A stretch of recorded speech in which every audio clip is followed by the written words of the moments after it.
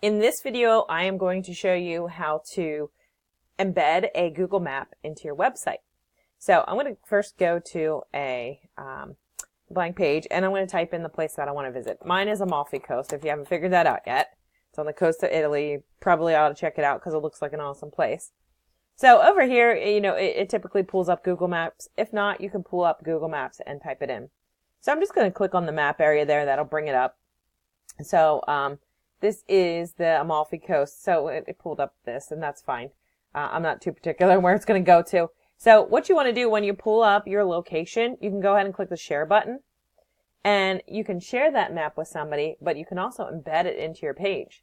So I'm going to click on Embed Map. And it brings up this code for this iframe also.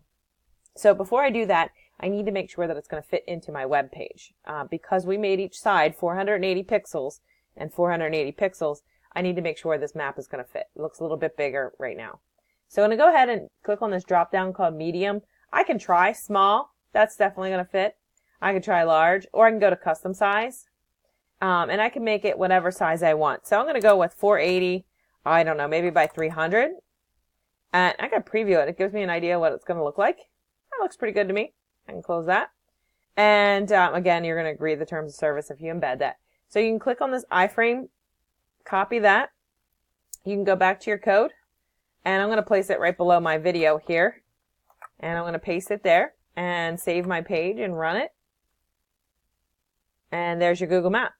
If you wish to have a space between these two, you could come back to your code and simply use a BR tag. And that will insert a space. I just saved that in between. Or maybe it's going to make a liar out of me. BR. Saved it. Maybe it wants 2 spaces. We'll give this a shot. Sometimes it wants 2 spaces. There we go. Makes it more